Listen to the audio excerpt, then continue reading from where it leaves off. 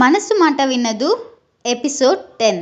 షణ్ముఖ్ పిలిచాడని తెలిసి చరణ్ వెనక వెళ్ళిన సహస్ర అక్కడున్న దృశ్యాన్ని చూసి షాక్ అయిపోయింది. తనను కిడ్నాప్ చేసిన 3 వ్యక్తులు ఒళ్ళంతా దెబ్బలతో రక్తం కారుతూ కనిపించారు.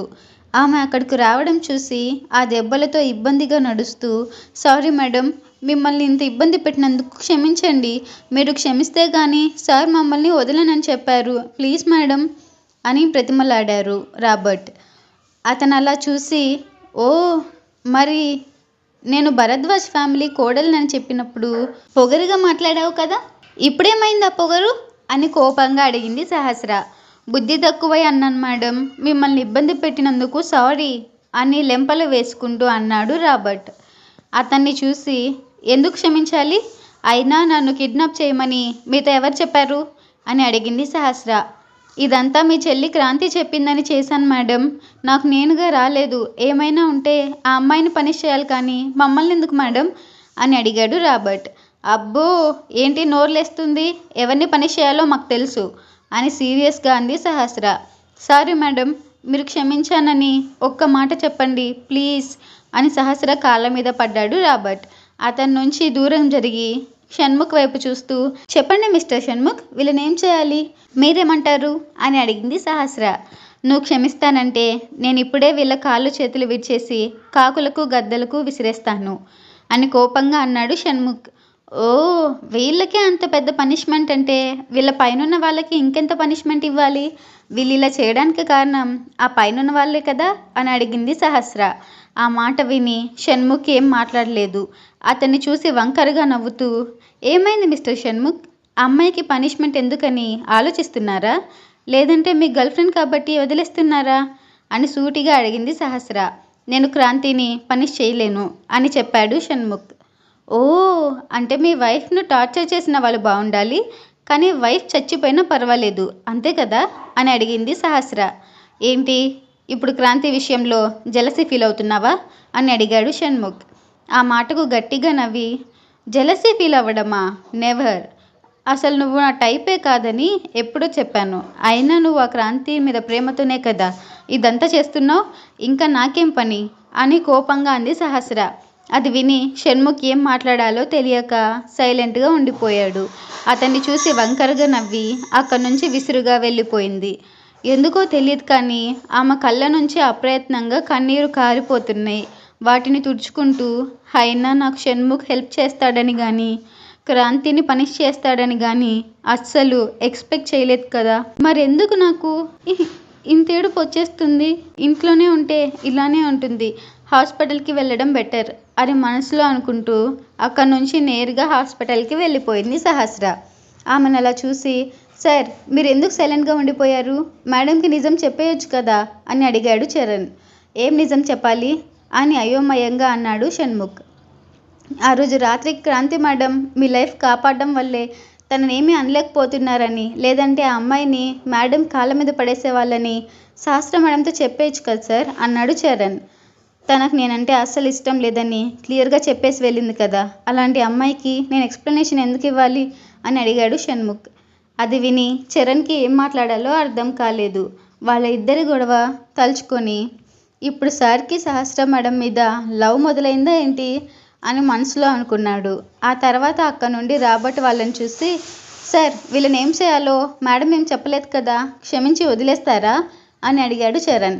క్షమించానని కూడా చెప్పలేదు కదా, ఎవరిని వదలకు అని సీరియస్గా చెప్పాడు షణ్ముఖ్. అంటే వాళ్ళను చచ్చేలా కొట్టమని చెప్తున్నాడని అర్థం చేసుకొని ఆ పనిలో పడ్డాడు చరణ్. బేస్మెంట్ నుంచి బయటికి వస్తుంటే షణ్ముఖ్ మొబైల్కి ఒక కాల్ వచ్చింది. అందులో క్రాంతి నెంబర్ చూసి అతని కళ్ళు కోపంతో ఎర్రగా అయిపోయాయి. షణ్ముఖ్ కాల్ లిఫ్ట్ చేసిన వెంటనే, గుడ్ మార్నింగ్ సిద్ధార్థ్, నువ్వు చాలాసార్లు కాల్ చేసావు కానీ నేను బాగా టైర్డ్గా ఉండి నిద్రపోయాను, సారీ బేబీ అని గారాలు పోతూ చెప్పింది క్రాంతి. ఆమె మాటలు పట్టించుకోకుండా 20 నిమిషాల్లో ఇందిరా పార్క్ దగ్గర కలుద్దాం అని చెప్పి కాల్ కట్ చేసేశాడు షణ్ముఖ్.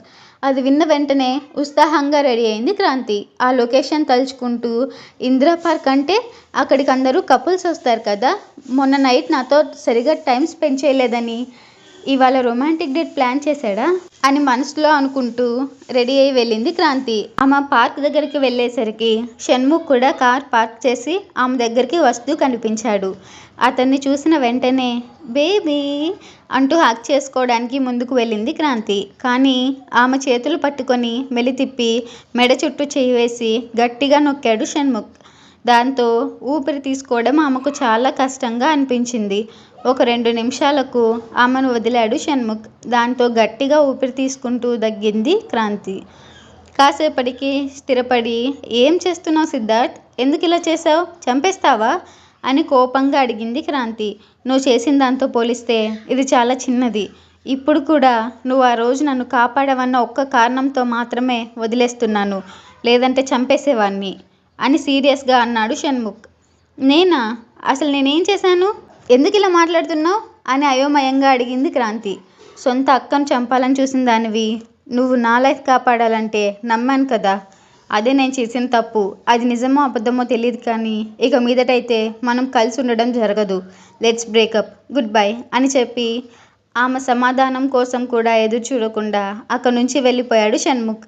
ఆ మాటలు విన్న క్రాంతి కోపంతో రగిలిపోయింది.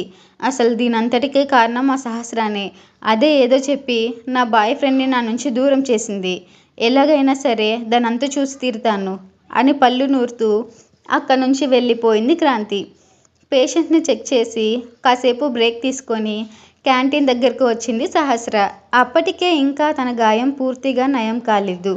కొద్దిగా నీరసంగా కూడా ఉండడంతో వేడిగా కాఫీ ఆర్డర్ చేసుకొని సాంబార్ ఇడ్లీ చెప్పింది సహస్ర.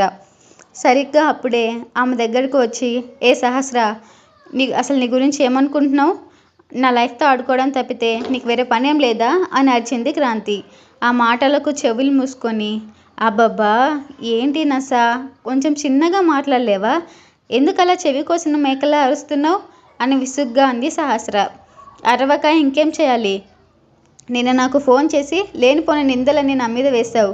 ఇప్పుడు ఏకంగా నా బాయ్ ఫ్రెండ్కి నా మీద చాడీలు చెప్పి బ్రేకప్ చేసేస్తావా, నా లైఫ్తో నీకేం సంబంధం అని ఆవేశంగా అడిగింది క్రాంతి. వాట్, బ్రేకప్పా, అసలు మీ ఇద్దరికి బ్రేకప్ అయితే దాంతో నాకేం సంబంధం అని నవ్వుతూ అంది సహస్ర.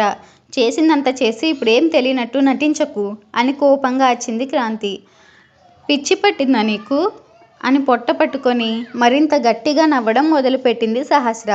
నిజానికి షణ్ముఖ్ అలా బ్రేకప్ చెప్తాడని ఆమె అస్సలు ఊహించలేదు. అందుకే సహస్రకు మనసులో సంతోషంగా ఉంది. అలానే క్రాంతిని చూస్తే ఆమెకు నిజంగా నవ్వొచ్చేసింది. సహస్రాన్ని అలా చూసి కోపంతో కొట్టడానికి ముందుకొచ్చింది క్రాంతి. అది గమనించిన వెంటనే తన ఎదురుగా ఉన్న వేడివేడి సాంబార్ను క్రాంతి మీద వంపేసింది. ఆమె ఆ షాప్ నుంచి తేరుకునే లోపే తన మెడికల్ కిట్లో నుంచి కొన్ని నీడిల్స్ తీసి తను నేర్చుకున్న యాక్యూపంచర్ టెక్నిక్స్ వాడి క్రాంతి ఒంటి మీద కొన్ని స్పాట్స్లో గుచ్చి వెనక్కి వచ్చేసింది.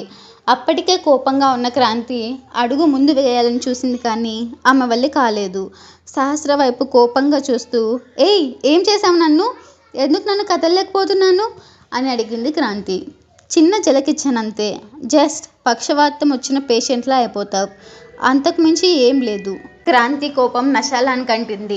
సహస్రాన్ని అలానే చూస్తూ ఇప్పుడు నువ్వు రిలీజ్ చేయకపోతే ఆ రోజు నా బాయ్ ఫ్రెండ్ని నువ్వు కిస్ చేసుకున్న ఫొటోస్ అన్నీ నా దగ్గర ఉన్నాయి, అవన్నీ మీ హస్బెండ్కి పంపిస్తాను చూసుకో అని బెదిరించింది క్రాంతి. ఆ మాట విని సహస్ర ఇంకా గట్టిగా నవ్వుతూ అవునా, పంపించు, ఇంకా ఎందుకు లేట్ చేస్తున్నావు, ఇప్పుడే పంపు, నేను తనని బయట చీట్ చేస్తున్నాను తెలిస్తే నన్ను ఖచ్చితంగా చంపేస్తాడు, అమ్మో నాకు భయంగా ఉంది అని వెటకారంగా చెప్పింది. అప్పటికే వాళ్ళ గొడవను షణ్ముఖ్ చూస్తున్నాడు. సహస్ర మాటలు అతనికి కత్తుల్లా గుండెల్లో గుచ్చుకున్నాయి. క్రాంతితో మీటింగ్ అయ్యాక ఆమె మళ్ళీ ఏమైనా చేస్తుందని జాగ్రత్తగా ఉండమని చెప్పడానికి సహస్ర దగ్గరకు బయలుదేరాడు షణ్ముఖ్. కానీ ఇక్కడ సహస్ర డీల్ చేస్తున్న విధానం చూసి అతను సైలెంట్ అయిపోయాడు. డ్రైవింగ్ సీట్లో ఉన్న స్వేచ్ఛ మాత్రం కంగారు పడి సార్ మీ గర్ల్ ఫ్రెండ్ అండ్ వైఫ్ కొట్టేసుకుంటున్నారు, వెళ్దాం పదండి అని అడిగింది. ఏం అవసరం లేదు, జస్ట్ జరిగే షూట్ చూస్తుండంతే అని చెప్పాడు షణ్ముఖ్. అటు హాస్పిటల్ క్యాంటీన్లో సహస్ర అలా నవ్వడం క్రాంతికి అస్సలు నచ్చలేదు. అందుకే వేరే ఏమైనా చెప్పాలని ఆలోచిస్తూ అన్నట్టు నీకు ఈ విషయం ఇంకా తెలిసిందో లేదో, షణ్ముఖ్ ప్రామిస్ చేసిన ప్రాజెక్ట్ నిన్ననే ఓకే అయిపోయింది, డాడీ సైన్ కూడా చేసేశాడు అని చెప్పింది క్రాంతి. ఆ మాటలు విని నవ్వడం ఆపేసి షాక్ అయి, వాట్, ప్రాజెక్టా? ఈ విషయం నాకెందుకు చెప్పలేదు అని సీరియస్గా అడిగింది సహస్ర. అదేంటి, నిన్న నైట్ మేమందరం ఇంట్లో పార్టీ చేసుకున్నాం కదా, అయ్యో పాపం, నీకు చెప్పలేదా? హౌ సాడ్ అని ధీరంగా మొహం పెట్టుకొని వెటకారంగా అనింది క్రాంతి. ఆ మాటలు విన్నాక సహస్రకు ఇంకొక్క నిమిషం కూడా అక్కడ ఉండాలని అనిపించలేదు. వెంటనే తన బ్యాగ్ తీసుకొని క్రాంతికి ఇచ్చిన స్టోక్ నుంచి రిలీజ్ చేసి అక్కడి నుంచి బయలుదేరి బయటికి వచ్చేసింది. ఆమె బయటికి అడుగులు వేస్తుంటే మెల్లిగా ఆమె దగ్గరకు ఒక బ్లాక్ కలర్ కార్ వచ్చి ఆగింది. ఆ కారులో మధ్య సీట్ దగ్గరున్న గ్లాసెస్ డౌన్ అయ్యాయి. ఆ కారులో షణ్ముఖ్ని చూసి షాక్ అయింది సహస్ర. అతన్ని చూస్తూ, అయితే ఇంతకు ముందు క్యాంటీన్ దగ్గర పార్క్ చేసిన కార్ నీదేనా అని ఆశ్చర్యంగా అడిగింది. అవును, అయితే నేను ఇక్కడ ఉండడం చూసావా అని కార్ దిగి అడిగాడు షణ్ముఖ్. అని క్యాంటీన్ వైపు చూసి, అదిగో నీ గర్ల్ ఫ్రెండ్ కూడా చూస్తుంది, నేను ఇలా చూసి ఈ పాటికే దాని గుండె పేలిపోయి ఉంటుంది అని నవ్వింది సహస్ర. ఆమె నవ్వును చూసి కాసేపు మైమర్చిపోయాడు షణ్ముఖ్. మరుక్షణంలోనే తేలుకొని తన పాకెట్లో ఉన్న చైన్ తీసి సహస్రకి ఇచ్చాడు.